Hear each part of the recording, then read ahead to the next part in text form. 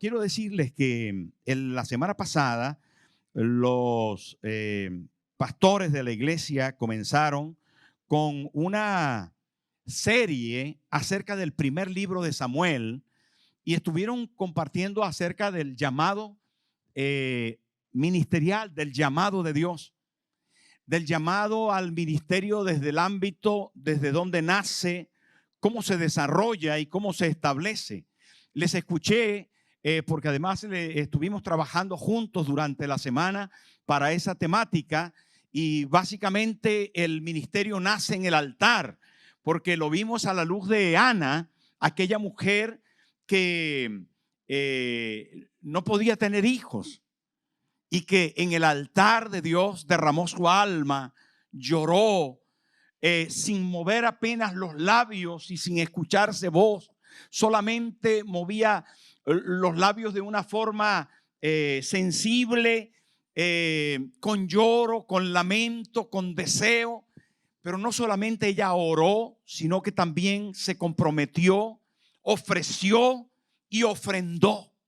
Esos fueron los puntos de la semana pasada y fue muy bonito. Yo, sinceramente, al hablar del primer libro de Samuel y comenzar así desde la imposibilidad, que es de donde brota el verdadero ministerio divino.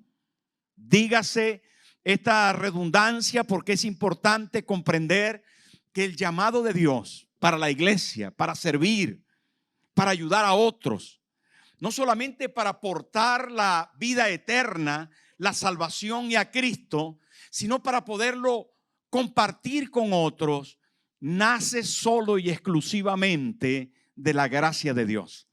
No nace de nosotros, es un don de Dios, es un regalo divino. La Biblia lo llama el ministerio de la reconciliación. Y desde esa perspectiva del primer libro de Samuel, no solamente encontramos al nacimiento de una persona que cambiaría la historia de Israel, de una persona que sería un sacerdote y profeta a las naciones. Samuel, el pequeño Samuel, que ¿dónde nació? Pues nació en el altar. No es que la mamá dio a luz en el altar, sino que nació de la oración, de la intimidad con Dios, del ofrecimiento de una madre. Y eso nos recuerda de que todo buen ministerio nace en casa, en una casa que ama, que adora, que se compromete. Y eso fue nuestra temática del domingo pasado. Me gustó mucho, pero hoy vamos a contemplar este pasaje en el capítulo 2 de primer libro de Samuel. Y vamos a leerlo desde el versículo 12 hasta el 17, uno de los pasajes más duros casi de todo el Antiguo Testamento, y me refiero al ministerio. Dice, los hijos de Elí eran hombres impíos y no tenían conocimiento de Jehová. Y era costumbre de los sacerdotes con el pueblo que cuando alguno ofrecía sacrificio venía el criado del sacerdote mientras se cocía la carne, trayendo en su mano un garfio de 3 dientes. Y lo metía en el perol, en la olla, en el caldero o en la marmita. Y todo lo que sacaba el garfio, el sacerdote lo tomaba para sí. De esta manera hacían con todo israelita que venía a Silo. Asimismo, antes de quemar la grosura, venía el criado del sacerdote y decía al que sacrificaba, da carne que asar para el sacerdote, porque no tomará de ti carne cocida, sino cruda. Y si el hombre le respondía, quemen la grosura primero y después toma tanto como quieras. Él respondía, no, sino dámela ahora mismo, de otra manera yo la tomaré por la fuerza. Era pues muy grande delante de Jehová el pecado de los jóvenes, porque los hombres menospreciaban las ofrendas de Jehová. Saben, amigos, al estudiar el primer libro de Samuel, visualizar el ministerio, llámese ministerio, el llamado de Dios a los hombres para servirles de forma especial, encontramos que necesitamos recordar lo que el apóstol Pedro en la primera epístola dice a todos nosotros, porque vosotros sois linaje escogido, real sacerdocio, nación santa, pueblo que pertenece a Dios, para que proclaméis las maravillas de aquel que os llamó de las tinieblas a su luz admirable. Decir con esto que cada uno de nosotros tenemos un ministerio, un sacerdocio, una vida para servir. Esto implica que todos los que estamos aquí, aun los que han venido por primera vez, tienen un propósito como creyentes, como personas, un propósito de amar y servir al Señor, a Él y a las personas que están a su alrededor. ¿Usted entiende eso? ¿Sabe? La mayoría de las veces procuramos sobrevivir en la vida cristiana, pero no se puede vivir la vida cristiana solo sobreviviendo nosotros mismos, sino la vida cristiana implica, para poder hacer las cosas bien, el servir a otros, el ayudar a otros. Y Dios nos llama sacerdotes suyos. Llámese sacerdote a una persona que sirve a otros, que es un mediador entre Dios y las personas. Alguien que está en el medio para colaborar y dar, brindar, ofrecer todo lo que ha recibido de Dios.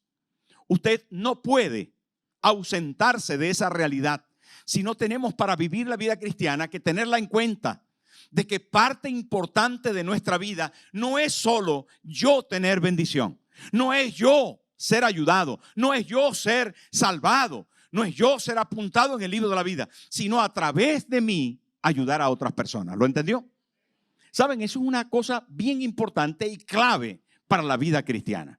Lo enseñamos aquí porque somos una iglesia misionera, porque somos una iglesia que sirve a las personas, porque somos una iglesia que trabaja en la calle, que trabaja en los grupos vida, que trabaja en las cárceles, que viaja, que hace misiones, que funda iglesias.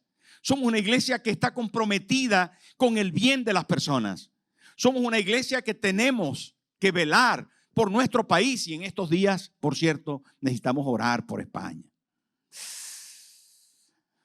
Que el Señor nos ayude mucho. Son días delicados, pero sobre todo también tenemos que orar porque esta iglesia pueda proyectarse, avanzar, influir, pueda alumbrar a nuestra ciudad y a nuestro país y a nuestro continente. Amén. El día martes, paréntesis, el día martes tenemos una reunión con el ayuntamiento porque estamos pidiendo al Ayuntamiento de Madrid, a la Comunidad de Madrid, que nos cedan un terreno de 20,000 metros cuadrados para nuestro PES. Y este martes nos vamos a reunir con oficiales de urbanismo para que nos puedan conceder un terreno. Tenemos 5 que hemos visto, fotografiado, levantado un plano de ellos y tenemos las fotografías y todos los demás y los detalles por qué necesitamos un terreno. Y saben que la Comunidad de Madrid puede ceder un terreno de los miles que tiene y a nosotros nos viene bien uno de esos 5. Así que este martes próximo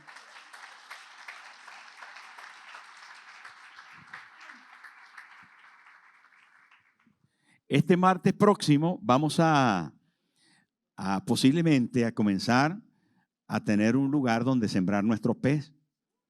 Y ya le hemos dicho que queremos un auditorio para 7,000 personas y que queremos también unos edificios anexos a ese auditorio para poder dar clases de teología, y todo está redactado y preparado para el martes a las 12 del mediodía. Entonces, ¿qué va a hacer usted? Dígame, ¿qué va a hacer usted? Ay, ¿cómo saben?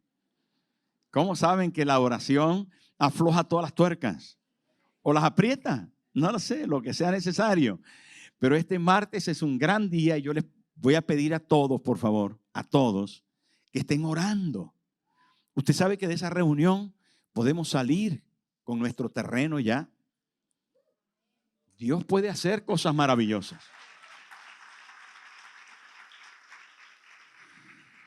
Y nos pueden dar una concesión de un terreno hasta 100 años. con 100 años nos vale. El Señor vendrá antes seguramente, ¿no? Y si no, nuestros nietos y bisnietos y tataranietos podrán buscar la forma de alcanzar mucho más de lo que nosotros vamos a lograr. Cierro el paréntesis, continuamos con este mensaje tan importante. Tuve que habérselos dicho antes, pero de repente me acordé de la influencia que la iglesia va a tener. ¿Saben que sería el primer auditorio en Europa cristiano? Sería el primer lugar de esas dimensiones y con esa forma para las comunidades europeas que tanta necesidad tienen. ¿Cuántos creen que lo vamos a ver? ¿De verdad? Entonces, ¿me va a ayudar a orar? Vamos a orar por nuestro pez. Bajo la realidad de que ejercemos un sacerdocio, un servicio, de que somos luz para este mundo, bajo la realidad de que estamos llamados a servir al Señor, necesitamos ver lo que en este pasaje del capítulo 2 de 1 Samuel aparece para nosotros, para enseñarnos. Y aparece desde un ámbito negativo, porque a veces las motivaciones pueden ser también negativas para corregirnos. Y la Biblia tiene esa capacidad de poder enseñarnos desde el ámbito del no hagáis esto. Es duro recibir un no, un cuidado, un atención, un juicio vendrá si no. ¿Saben? Es duro recibir lecciones así, pero son importantes. Ahora yo dentro de ese no voy a buscar la forma de encontrar el sí.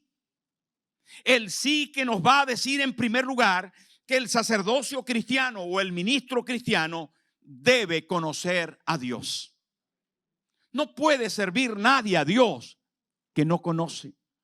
Y así comienza el versículo 12. Los hijos de Elí eran hombres que y no tenían conocimiento de Jehová. Increíble. Sacerdotes dentro del altar, vestidos de sacerdote, funcionando dentro de la iglesia, equipados y preparados aparentemente para hacer un ejercicio, no conocían a Dios. No se les había revelado. No tenían ninguna claridad al respecto de quién era Dios. Tenían tradiciones, formas, maneras un poco bastante alejadas de los principios, pero no conocían a Dios. Conocer a Dios es conocer su palabra. Conocer a Dios es conocer su presencia. Conocer a Dios es relacionarse con Él. Pero cuando hablamos de conocer su palabra, en la palabra encontramos tres formas significativas, grandes de conocerle. Y la primera revelación de Dios para los hombres es a través de la creación. Por eso dice la palabra, los cielos cuentan la gloria de Dios y el firmamento anuncia la obra de sus manos. ¿Saben? Cuando uno ve la creación, se da cuenta que hay un creador. Cuando ve el diseño, te das cuenta que hay un diseñador. Cuando ves todo el espectáculo de la naturaleza, especialmente en estos días que la sierra está roja, yo no he ido, pero alguna vez fui, y está roja, las hojas están rojizas, plateadas. Es tan bonita un otoño en Madrid, en la parte norte de la sierra. ¿Saben? Comienzan las hojas a caerse hasta que quedan los palitos, pero ¿quién no le gusta la primavera cuando todo comienza a reverdecer? ¿Saben? Hubo un señor llamado Wilson J. Bentley, experto en microfotografía. Cuenta la historia de este señor que por 30 años estuvo fotografiando copos de nieve, cristales de nieve. Fotografió con delicadeza durante 30 años miles y miles de copos de nieve y encontró tres particularidades en ellos. La primera, que jamás encontró dos iguales. La segunda, que cada uno de ellos tenía una forma diferente, pero hermosa. Y la tercera es que todos los copos de nieve tienen todas las partículas de nieve tienen 6 puntas. Todas. Todas absolutamente. Miren, la verdad es que solo un artista diseñador es capaz de saber cómo se puede hacer esto. Y ese es Dios.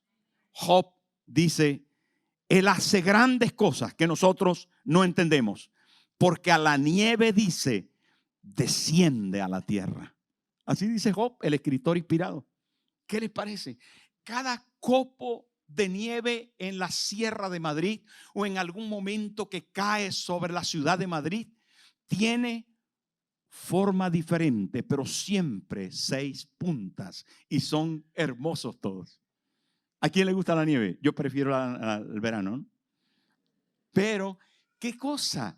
Mire, ¿sabe que la grandeza de Dios es incomparable y en la creación nosotros podemos encontrar a Dios? Cuando vemos lo hermoso de las personas, cada uno de nosotros, hermano, tiene una diferente huella digital. Tiene un diferente color de ojo y forma de ojo. Cada uno de nosotros tiene un ADN diferente, cada uno. Y los más extraños de nosotros son más destacables. Porque los más feitos tienen cosas espectacularmente hermosas. ¿Qué le parece? Dígale, mi amor, no te preocupes, tú también calificas como maravilla de Dios. Eres rarito, pero calificas. No solamente, hermano, conocemos a Dios por la creación, sino que también podemos conocer a Dios por la Biblia. La Biblia, el libro de los libros. Hermano, mire, esta gente no conocía a Dios. ¿Saben por qué? Porque no se habían acercado a los libros de la Biblia. No se habían acercado a lo escrito. No se habían acercado al Pentateuco, que es una maravilla. Moisés había escrito los 5 primeros libros y ellos lo tenían. Lo podían leer, pero no lo conocieron. ¿Y cuántos de nosotros no hemos encontrado en la naturaleza la grandeza, el poder de Dios, el conocer a Dios? Pero sí lo hemos encontrado en las escrituras, en unas escrituras maravillosas, en unos escritos, hermanos, que sin duda son singulares, únicos. Llámese singular aquello que solo es, sin que ninguna otra especie se le parezca. A eso se le llama singular. Y la Biblia es absolutamente singular, única. Es única. Escrita en un periodo de 1500 años por más de 40 autores en 3 idiomas, en 3 continentes, en diferentes circunstancias anímicas, en tiempo de paz, en tiempo de guerra. Escrito desde ámbitos tan diferentes y todos con un solo tema: Jesucristo es el Señor de señores. Saben, hermanos, cuando hablamos de la Biblia, hablamos de algo sin igual, sin igual. Hay quien dice la Biblia es cualquier libro, pero se equivocan. Es único, es extraordinario, tiene temas controversiales y ella misma da la solución para cada tema. No solamente alimenta el conocimiento y la capacidad para poder desarrollar una buena familia, un buen matrimonio, unos buenos negocios, para poder hacer buenas relaciones, para poder... Pero el centro de todo, de los 66 libros, es Cristo como Redentor, como Señor, como Salvador.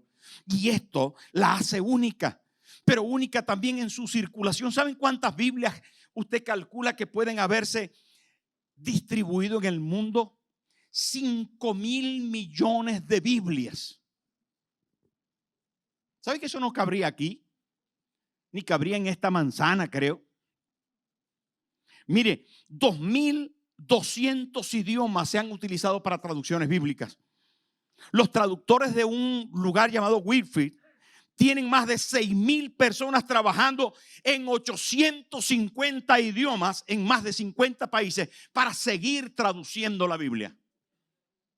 Fuimos a Perú, al pueblo de Abajún, y allá llegamos a un poblado donde nos dieron gusanos a comer. Y preguntamos, ¿tienen Biblia? No, pero está a punto de que nos llegue el primer Nuevo Testamento en lengua abajún. Y nosotros dijimos, queremos ser parte de eso. Y de hecho nos interesamos y estamos en plan de que les llegue un Nuevo Testamento en lengua abajún, porque es un grupo pequeño de gente que habla ese dialecto. Pero ellos también saben castellano y tenían Biblias en castellano allí. Así que, hermanos, no solamente es única en todo esto, sino que es una única en sus enseñanzas, única en su supervivencia, en persecuciones, en malos tiempos, en tiempos difíciles, en crítica. La Biblia es única en su influencia en la literatura. La Biblia es única y encontramos ahí a Jesús, el Señor, revelado para nosotros. Pero aquella gente no le conocía y eran sacerdotes. ¿Cómo podían enseñar? ¿Cómo podían ayudar a la gente? ¿Cómo podían hablar del Dios a quien ellos no conocían?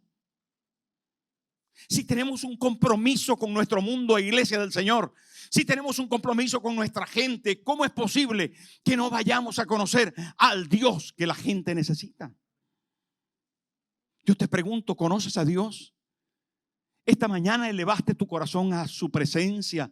Le dijiste gracias por este día. Estás enseñando a tus hijos porque eran hijos de sacerdote. Esta gente eran de los evangélicos de Hueso Colorado. Nacieron en una casa sacerdotal. Ellos iban al culto, vivían en el templo. Todos los días iban al templo. Y yo me pregunto, hermano, ¿hay gente dentro de la iglesia que no conoce al Señor? ¿Hay gente dentro de nuestra familia que no conoce al Señor? Hay gente que canta, que adora, que toca, que predica, que ministra, que sirve en la iglesia que no conoce al Señor. No me responda. No quiero responder. Pero pudiera ser que no sucediera eso. Pudiera ser que eso fuera real y que otra vez pasara. Que dentro de la congregación hubiera gente que todavía no conoce al Señor. Te pregunto, ¿conoces al Señor? Mire, los hijos de Elí eran hombres impíos y no tenían conocimiento de Jehová. ¿Sabe qué? Cuando la Biblia traduce ahí impíos, es falta de santidad. Pero hay por lo menos otras 8 traducciones que busqué, que no puedo dejar de mencionárselas, porque son muy importantísimas estas. Estuve estudiando a fondo, como tengo tiempo. Y estoy en casa, estuve estudiando a fondo esto, pero a fondo. ¿Y saben qué? Encontré que ese detalle de impío no solamente aparece ahí como impío, sino que aparece como impío, hijos de Belial, del diablo, indignos, perversos, desalmados, muy malos, hombres impíos, malvados. Y estos eran los hijos del pastor principal. ¡Wow! ¿Qué es esto? Pero ¿cómo puede ser los hijos del pastor principal? Todas estas cosas, hijos del diablo, indignos, perversos, desalmados, malvados.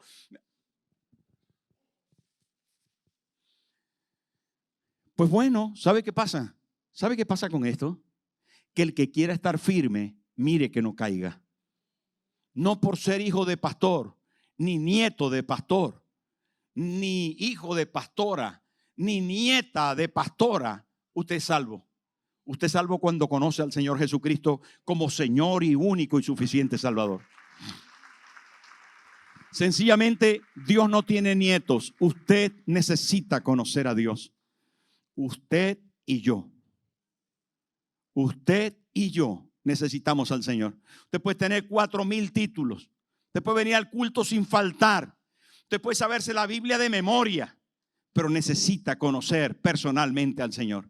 Porque si la creación no le ha hablado y usted no se ha acercado a la Biblia para recibir revelación, hay un Dios que amó a este mundo y de tal manera lo amó que dio a su Hijo unigénito y vino Cristo a esta tierra. Juan el evangelista dice: en el principio era el verbo y el verbo era con Dios y ese verbo era Dios. Y ese verbo habitó entre nosotros y vimos su gloria. La historia humana cuenta que un hombre llamado Jesucristo nació en Belén y murió en Jerusalén y resucitó al tercer día. Hermanos, Cristo es una verdad histórica y Cristo es la revelación más grande que Dios dio al ser humano. Y si a usted la creación no le ha hablado o la Biblia no se ha abierto para usted, la historia tiene que recordarle que hay un Cristo que vino a buscarle y a salvarle, y que usted será responsable de no tenerle. Ay, ay, ay. ¿Vino el pastor muy serio? No. Quiero decirles que necesitaban aquella gente conocer a Dios, porque habían sido llamados a servir como nosotros. Habían sido llamados a dar una respuesta a esta humanidad. Y ahí estaban unos sacerdotes, hermanos, impíos, hijos del diablo, que no conocían a Dios. No solamente esto, sino que encima esta gente sencillamente eran sacerdotes que no guardaban su palabra. Los elementos básicos que debían tener en cuenta para desarrollar el ministerio, el servicio dentro de la iglesia, no estaba siendo guardado. Una de nuestros códigos más importantes, y esta semana, si Dios quiere, comenzaremos a dar una asignatura en el seminario que se llama Homilética 1. Es el arte de predicar. Y uno de los códigos más importantes en nuestro seminario es que nosotros tenemos que tener la palabra de Dios, el texto, la Biblia, como nuestro principal fundamento de comunicación en el púlpito, pero también en la vida cristiana. Es muy importante, queridos hermanos, que nosotros podamos comprender que nuestra vida debe ser regida por el texto. ¿Me explico? Nada que no sea el texto debe dirigir nuestra vida. El texto bíblico, la Biblia como tal, debe ser nuestra razón de praxis, de conducción, de dirección. Cuando usted hace las cosas, en algún momento se pregunta, ¿qué dice Dios al respecto de esto? ¿Cómo lo hago? ¿Qué dice la Biblia que debo tener en cuenta? Si me voy a casar, si estoy pensando en divorciarme, si estoy enfermo, si tengo algún conflicto en mis relaciones, si hay algún problema político, ¿qué debo hacer? ¿Qué dice la Biblia? ¿Qué dice Dios al respecto de este tema? Y esto es tan importante, queridos hermanos. Importante sencillamente porque cuando no tenemos en cuenta a Dios y a su palabra, erramos. Trabajamos, caminamos, nos conducimos por nuestros propios criterios, por nuestras propias ideas. Y yo estoy convencido que todos aquí tenemos grandes y buenas ideas. ¿Quién tiene buenas ideas? Pues seguro usted. Y yo alguna tengo, alguna. No muchas, pero alguna tengo. Ay, qué buena idea. Vamos a hacer esto y esto otro y esto otro. Pero ¿sabe qué? Nuestras ideas no todas son perfectas. Nuestras formas de pensamiento no siempre están apuntaladas. No es una garantía tu criterio. Lo siento por ti, tienes cara de buena persona, eres un magnífico hermano, pero no siempre tú estás acertado. ¿A que no? Dígale que tiene al lado, no siempre estás acertado. ¿Alguien te lo dijo alguna vez? Seguro.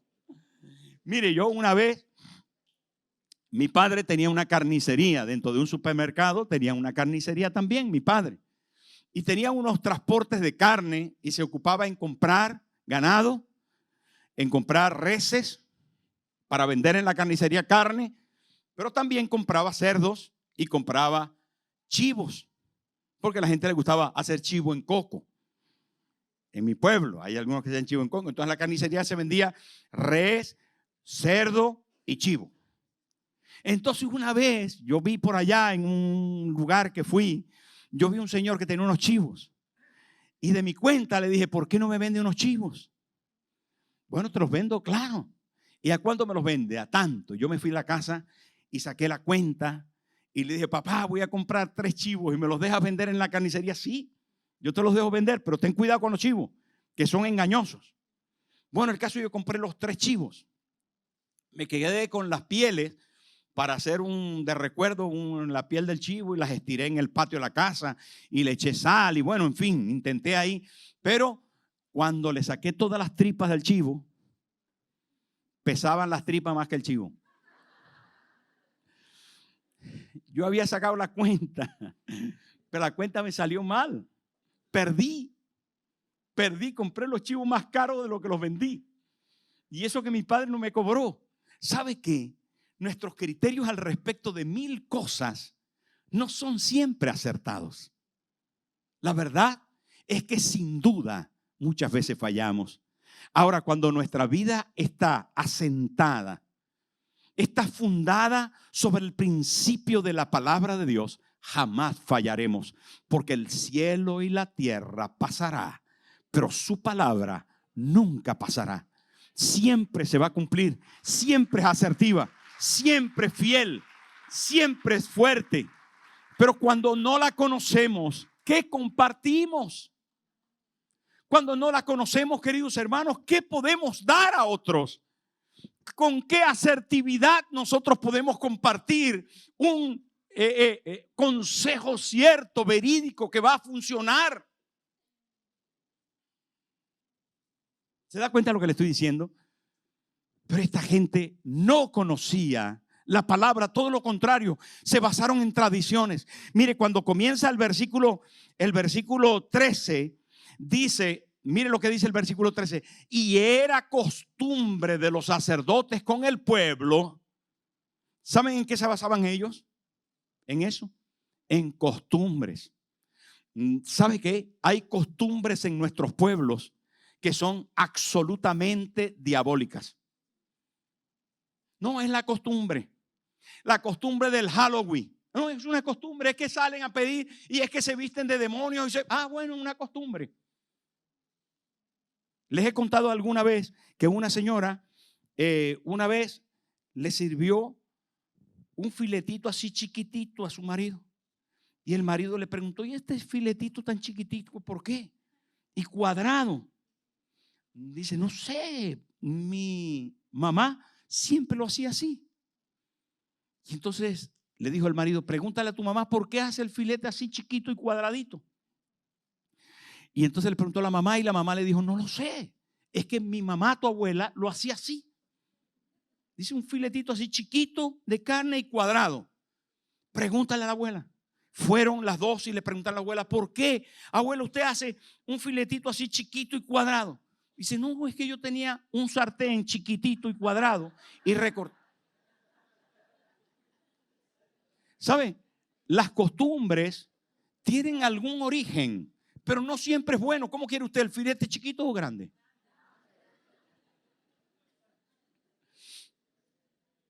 Ni le preguntemos a Darío, ni le preguntemos. Pero el filete, entre más grande mejor. Entre más grande mejor. ¿Sabe qué, hermano? No todas las costumbres son saludables, son sanas, son buenas.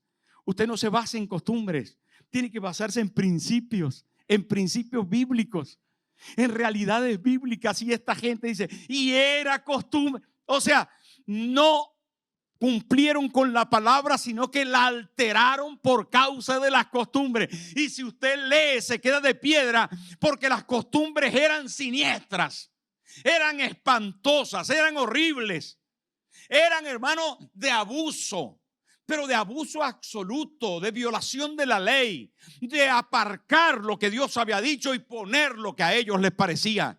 No podemos hacer así con el principio bíblico. No podemos hacer así con los propósitos de Dios para nuestra vida. Nuestro sacerdocio tiene que estar basado en el principio de Dios, en lo que Dios dice, y para eso tenemos que leer, tenemos que estudiar, tenemos que escuchar la palabra. Es la palabra la que debe gobernar nuestra vida, no nosotros a la palabra. No podemos, ¿sabe qué dice Apocalipsis? Dice, el que añadiere a las palabras de esta profecía, Dios quitará su nombre del libro de la vida. Es una amenaza. Es un juicio. Usted no puede quitar a la palabra, ni le debe añadir a la palabra. No debe alterar el principio. Usted debe cumplir el principio. Algunas veces nos parece cosa dura, difícil, complicado decir la verdad en todo tiempo. A veces nos parece difícil caminar en la presencia de Dios. Nos parece difícil cumplir, venir a la iglesia, dar el diezmo. Nos parece difícil ofrendar con el corazón. Nos parece complicado perdonar a nuestro hermano. Pero ¿sabe qué? Tiene promesas de bendición. Cuando nosotros cumplimos la palabra, tiene promesas de bendición. Y allí los sacerdotes se habían desviado. Sencillamente no guardaron sus mandamientos. Pero el verdadero ministro, el verdadero hombre y mujer de Dios, cumple con la palabra de Dios. El cumplimiento de la palabra es la verdadera santidad que debe portar el sacerdocio, que debe portar cada cristiano. Hermano, manténgase en santidad. Y eso lo conseguimos apegados a su palabra. Amén. Apéguese a la palabra de Dios. Joven, yo sé que en medio de este mundo complicado es todo un reto mantenernos apegados a la palabra de Dios. ¿Por qué? Porque la mentira campa a sus anchas. Porque las excusas y las formas banales campan a sus anchas. Pero yo te aconsejo que mantengas la santidad. Esa pureza que Dios nos exige en su palabra. Esa bendición de poder decir, me mantengo puro. No me acuesto antes del matrimonio. Me mantengo santo. Me mantengo en pureza. Mis palabras las mantengo en pureza. No digo cualquier chiste ni cualquier vulgaridad. Mantengo pura mi vida. Me mantengo entregado al Señor. Quiero vivir una vida en santidad como Él merece. Y Dios te va a ayudar, Dios te va a honrar. Es posible que comience llamándote el santurrón de la clase. Puede que te digan que tú eres el evangélico, pero que digan lo que sea, Dios te va a honrar. Dios te va a honrar, Él te va a ayudar. En medio de estas desviaciones que vivían los hijos de Elí, ¿saben qué sucedió? De repente aparece una y otra vez que el pequeño Samuel, usted léalo con cuidado, el pequeño Samuel crecía en la gracia de Dios. Crecía en bendición delante de Dios y de los hombres. Y dice, y su mamá le traía una túnica pequeña cada año para vestirlo de forma especial. Cuando leo esto en este pasaje, hermano, ¿saben qué? Tengo que retomar el libro de Lucas, el evangelio de Lucas, cuando dice, y Jesús crecía en sabiduría, en estatura y en gracia para con Dios y para con los hombres. ¿Sabe qué dice en este capítulo 2 de Samuel? Dice, ministraba en la presencia del Señor el pequeño Samuel. Dice, y su madre le hacían una túnica. Y el joven Samuel crecía delante de Jehová. Y el joven Samuel iba creciendo y era acepto delante de Dios y delante de los hombres. ¿Se parece a lo que Cristo vivió? Sí, se parece. Es lo mismo. Porque el verdadero ministerio, el verdadero servicio, la verdadera vida cristiana es la vida de Cristo en nosotros. Es Cristo en nosotros la esperanza de gloria, no solo para nosotros, sino para este mundo. Es Cristo en nosotros, hermano. En el último lugar, el sacerdote cristiano, el sacerdocio cristiano está comprendido en que tiene atención con la nueva generación. Y ahí aparece ese pequeño Samuel. Elí, como sacerdote principal, no tuvo a sus hijos en orden. No les reprendió, no les riñó, no hizo fuerza, sino que medio justificó sus pecados. Les dijo, hijos, no es bueno eso que están haciendo. Y se acostaban con las mujeres que venían al templo. Y sustraían de las ofrendas y sacaban carne cruda y no ofrecían a Dios lo que les pertenecía. Y el sacerdote les decía, no es bueno eso lo que ustedes están haciendo, hijitos. ¿Saben qué hizo Jesús en el templo? ¿Qué hizo? Cuando quiso limpiar el templo, cogió un látigo. Imagínense a Jesús con un látigo. Siempre lo vemos amando en la cruz. Siempre lo vemos perdonando, sanando. Siempre lo vemos, hermano, acariciando a los niños, bendiciendo a los niños. Siempre lo vemos repartiendo comida. Pero de repente hágase una imagen a Jesús con un látigo. ¿Sabe por qué? porque no es condescendiente con el pecado. Hoy es un término que en el día de hoy está prohibido en las iglesias mencionar el pecado. Pero no en todas las iglesias. Porque el pecado engendra pecado y da a luz muerte. ¿Y saben qué, hermano? Elí no reprendió a sus hijos. Elí fue condescendiente, indulgente. Elí fue superficial en el momento de la corrección de sus hijos. Y yo quiero, queridos hermanos, familia de Dios, que a lo bueno llamemos bueno y a lo malo se le llame malo. No podemos decir que es malo en algún momento perdonar, hacer las paces con algunos que han violentado la ley en España y luego decir que es bueno. Está de moda eso, ¿no? Antes malísimo, ahora buenísimo. Hermano, ¿sabe qué? Eso tiene sus consecuencias. Llamar al pecado como una cosa que se puede pasar tiene sus graves consecuencias. ¿Y sabe qué dijo Dios al respecto de esto en relación al sacerdote Elí, cómo trató a sus hijos? Honraste más a tus hijos que a mí, le dije el Señor. Honraste más a tus hijos que a mí. Cuando usted honra más a su trabajo, a sus hijos, a su marido, a su esposa, a sus padres, cuando usted honra más una cosa que a Dios, tendrá sus consecuencias. No se preocupe, usted tendrá sus consecuencias. Vendrán. Y aquí dice la palabra que sencillamente el sacerdote cristiano está comprendido en guardar una generación. Si nosotros hemos conocido al Señor, tenemos que verificar que nuestros hijos, que nuestros nietos conozcan al Señor. Y para eso hay que exponerles a su presencia. Hay que exponerles a su palabra. Hay que traerlos a la iglesia. ¿Cómo usted los manda a la escuela obligado? ¿Cómo que usted los manda obligados a la escuela? Vaya para la escuela. Ay, a la iglesia no, bueno, no tiene ganas, no. Bueno, el otro domingo no pasa nada. No pasa nada. Las cosas del Señor son más importantes que la escuela o menos importantes. La Biblia es más importante que el libro de matemáticas o menos importante. ¿Dónde tiene usted puestos sus valores? Porque está en juego nuestras próximas generaciones.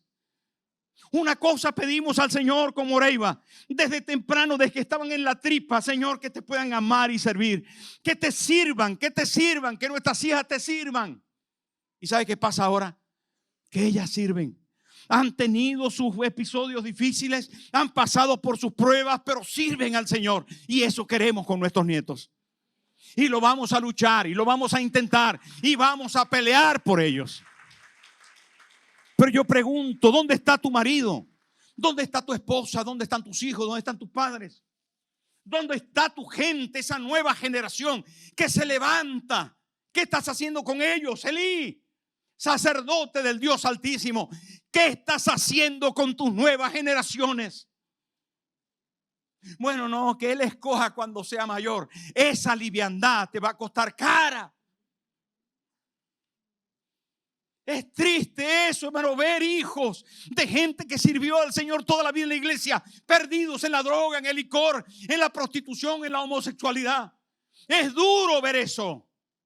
Desdichados, afligidos, arruinados, cuando pudieron haber sido gente de Dios y del altar. Esta palabra tiene que conmovernos. Esta palabra tiene que tocarnos nuestros tuétanos. ¿Sabe por qué, queridos hermanos? Porque está en juego el día de mañana. La iglesia de mañana está en juego. Desde bebé ellos tienen que sentir la presencia de Dios en la casa. Hay que traerles a la escuela dominical. Hay que enseñarles las historias bíblicas, como lo hicieron con nosotros, nuestros abuelos y nuestros padres. Hay que exponerles aquí a la palabra. Que escuchen, a lo mejor vienen un poco de mala gana al principio, pero Dios les va a tocar. Hay que mandarlos al retiro. Ahora hay un retiro de 5 días. Esos son los, no sé cuánto vale, pero el dinero mejor invertido en sus jóvenes que puede tener. Eso es más importante que sus vacaciones. Más importante que el juguete de Navidad, que la Nintendo. 5 días buscando al Señor allí. Ya le puede ir apuntando. venda lo que sea. ¿Sabe por qué, hermano? Si nosotros no somos capaces de exponer a nuestros hijos a la presencia de Dios, a la palabra de Dios, ellos seguirán sin tener experiencias profundas con Dios. ¿Escuchó? ¿Qué hacemos? Apúntalo, tráelo, enséñale. Regala una Biblia. ¿Dónde está tu Biblia? ¿Qué leíste hoy? Vamos a leer juntos. Antes de dormir vamos a orar juntos. Vamos a ver. Nosotros vamos juntos con las niñas. A ver, repita conmigo. El Señor, ¿sabe qué? Como usted, hermano, no tenga presente las nuevas generaciones, llorará luego. Luego llorará. Luego tendrá que con amargura, con angustia arrepentirse y tener que decir: Señor, perdóname por no haber tenido en cuenta a mis hijos, a mis nuevas generaciones en tu presencia. No vale que usted sea salvo solamente. Usted ha sido llamado a influir, a bendecir a las nuevas generaciones. ¿Lo hará? Me pregunto, ¿lo hará? En medio del fracaso, Dios promete algo extraordinario. En medio de todo este debacle del sacerdocio, en el capítulo 2 del primer libro de Samuel, Dios promete esto. Y dice en el versículo 35, 2:35, lo voy a poner ahí para que lo leamos juntos. Mire lo que dice. En medio de toda la circunstancia más horrible que usted pueda leer en la Biblia, que la casa de Dios estaba arruinada, dice: y yo me suscitaré un sacerdote fiel que haga conforme a mi corazón y a mi alma, y yo le edificaré casa firme y andará delante de mí ungido todos los días. En las noches más oscuras, en las tinieblas más densas de la humanidad, cuando la iglesia ha fracasado en los tiempos históricos, esta promesa ha sido firme. Y ha sido firme para nosotros. Y esa promesa, hermano, sigue vigente. Y sigue vigente para ti y para mí. Para que podamos creer que nuestros hijos, que nuestros nietos, que el sacerdocio de la iglesia Nueva Vida estará a la altura. Que cada líder de grupo Vida estará a la altura. Que cada pastor y cada pastora de esta iglesia estará a la altura. Buscaremos la santidad. Y si alguien cae, le vamos a animar a que se arrepienta. Y le vamos a perdonar. Y que si alguien se debilita en medio de nosotros, va a encontrar en nuestra mano el socorro oportuno, el amor y la determinación de decir: aquí hay lugar para ti en medio de nosotros. Porque esta promesa es Dios hablándonos. Ese Dios, hermano, que vio que el sacerdocio se pervertía, estaba levantando un pequeño Samuel. Y en esta iglesia no hay un solo pequeño Samuel. Hay un grupo de Samueles. Hay cantidad de gente que ama y quiere servir al Señor con dignidad, con integridad, con profundidad. Hoy más que nunca el sacerdocio está en veremos. Está en circunstancias bastante delicadas. Cuando hay pasajes aquí, no puedo dejar de decírselo porque es un versículo que taladró mi corazón. Tan triste, tan duro, que lo veo alguna vez en la calle. Gente que han sido llamados y ahora se encuentran mendigando una pequeña oportunidad para ver de qué forma consiguen para el pan, consiguen para la comida. Uno de las maldiciones más fuertes se encuentra en el versículo 36 y dice: y el que hubiere quedado de tu casa, es la maldición contra Elí y sus hijos. Y el que hubiere quedado en tu casa vendrá a postrarse delante de él por una moneda de plata y un bocado de pan, diciéndole: te ruego que me agregues a alguno de los ministerios para que pueda comer un bocado de pan. El que tiene oídos oiga. Pero es duro este pasaje, pero aleccionador. Hermano, delante de Dios no somos nada, pero tenemos una preciosa oportunidad de amarle y de servirle.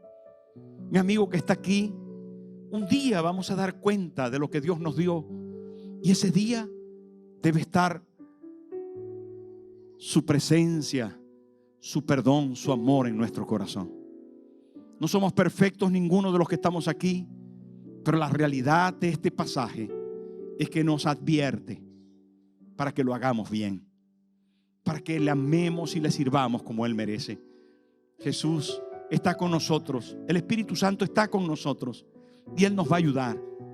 Y si estás aquí encontrándote con circunstancias adversas, difíciles, tú quieres servir al Señor, pero no consigues la forma, no tienes la fuerza, necesitas ayuda. Hoy es un gran día para poder decir: yo lo quiero hacer. Y lo quiero hacer bien, lo quiero hacer desde mi corazón. Quiero corregir mi vida desviada, ausente de la verdadera santidad, sin la palabra, sin la presencia, Pero Dios hoy te dice: yo quiero ayudarte. Y estos mensajes vienen, hermano, para ayudarnos, para sanarnos, para limpiarnos y para darnos la oportunidad de ver hacia adelante de una forma diferente. Por favor, póngase en pie.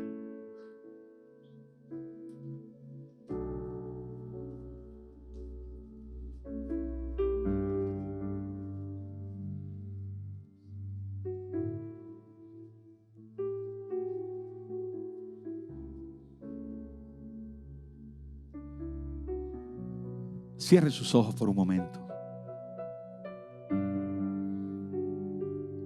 No estás aquí por casualidad. No es ningún secreto que Dios te llamó. No es ningún secreto que Él tiene un plan contigo y por eso estás aquí. Desde niño, desde niña, el Señor te marcó para servirle. Una y otra vez escuchaste la palabra, la predicación. Una y otra vez te has enfrentado a su presencia. Y esta mañana yo quiero preguntarte: ¿lo estás haciendo bien? ¿Entiendes tu sacerdocio? ¿Comprendes que hay cosas que deben cambiar? Ora conmigo y dile conmigo al Señor. Di conmigo: Padre Celestial, esta mañana me acerco a ti porque te necesito. Yo quiero, Señor, amarte y servirte como tú mereces. Para ello necesito a Jesús como mi Señor, único y suficiente Salvador. Dame la fuerza, dame de tu Espíritu Santo para que yo pueda triunfar en este camino de la vida cristiana. Esta mañana me arrepiento de todos mis pecados. Yo quiero hacerlo bien. Quiero hacerlo en ti y para ti. Toma mi vida, Señor. Desde este día decido hacerlo bien en ti. Ayúdame en el nombre de Jesús. Amén. Muchas gracias por acompañarnos y ser iglesia allí donde estás. Te esperamos en la próxima celebración. Dios te bendiga.